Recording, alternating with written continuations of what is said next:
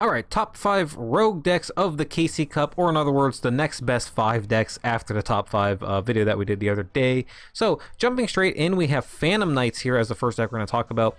PK was a really good deck a couple months ago. It was the best deck in the game for a little time. Of course, it didn't get hit by the ban list, as top decks always do. Since then, it's still been doing okay. It hasn't been one of the top 3 or 4 decks, really, but it's still been in there competing. The deck really requires you to draw well now. You have to consistently open up with 2 monsters in your hand to be able to go for your XYZ play turn 1. If you can't do that, you're going to struggle with this deck, so it really just falls down to how lucky can you be with getting those monsters in hand to be able to consistently actually get into your plays. It did get a little bit of a boost with the new trap card, which is actually absent from this particular version of the deck, the most recent one that I got from a topping tournament.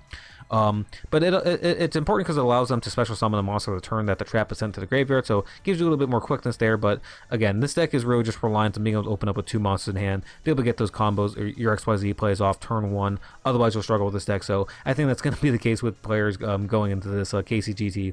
Those of you who are lucky enough to just open up with 2 monsters on turn 1, able to go for those XYZ plays, you're going to do well. And those of you who aren't lucky, well, sorry, going to be a tough one for you, I think, this weekend.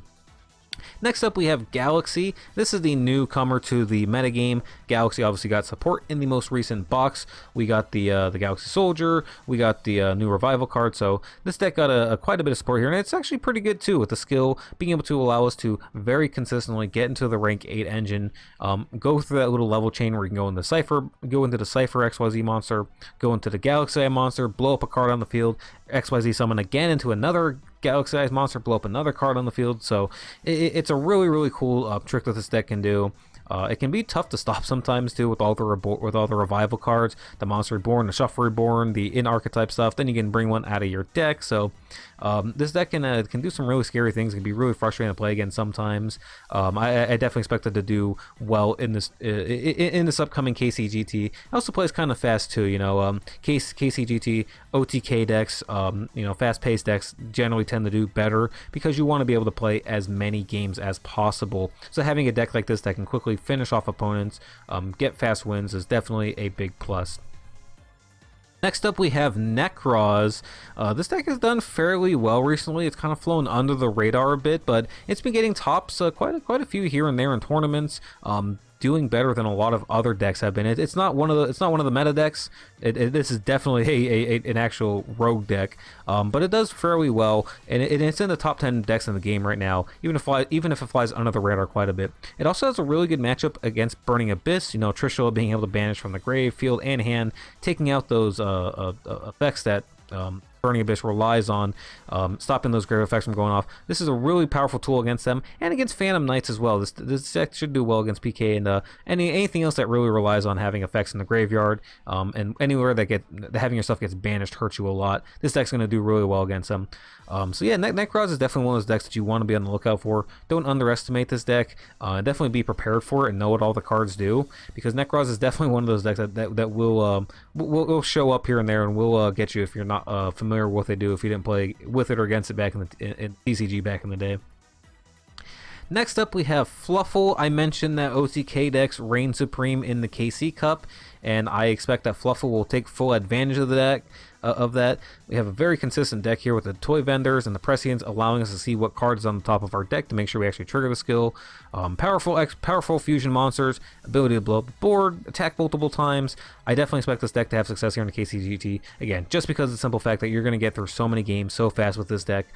Again, OTK decks reign supreme. You want to play as many games as possible in the KCGT. The way the scoring system works, you are rewarded for playing more games. Don't get me wrong, win percentage matters as well, but the more games you play, though, if you play 800 games versus only 400 games or 200 games, you're going to end up just being much higher. You're going to be higher just because of the way the scoring system works in the KCGT. So playing a lot of games helps out, and Fluffle will allow you to do that. So I definitely think this deck will be popular in the KCGT. It's also just a popular deck in general. People like this deck from the anime show. It's one that people were I talked to a number of people who were really excited for this one to come, and so I definitely think that, like some of the other decks like Necroz, which is an old fan favorite from the TCG, and PK as well, I definitely think this one we'll see play here in this event.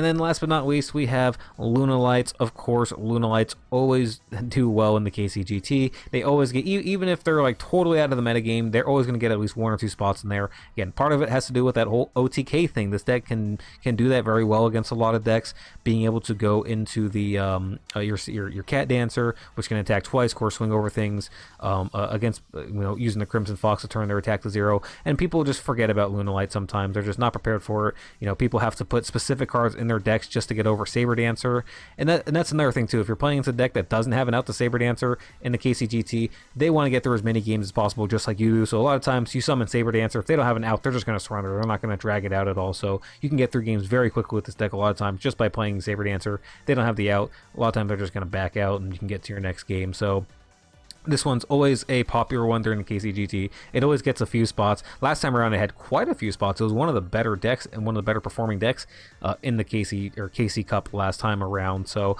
I expect it to repeat that performance and do fairly well in this one and get a few spots there in the top 100, because it does have a number of really good matchups right now. Decks that have trouble outing this and have to run other things just to get around the Saber Dancer play. I saw one guy who was in Burning Abyss. He was main decking 2 copies of Hammer Shot, and a huge reason is to deal with the Saber Dancer with this deck, because no other outs to Saber Dancer. If you're running a Lunalight, you're going to lose to it. So definitely expect to see this deck in the KC Cup along with the other 4 decks that we showed here in this video. And if you did like the video, please be sure to like and subscribe. It helps out the channel. Thank you so much for watching. Have a wonderful rest of the day.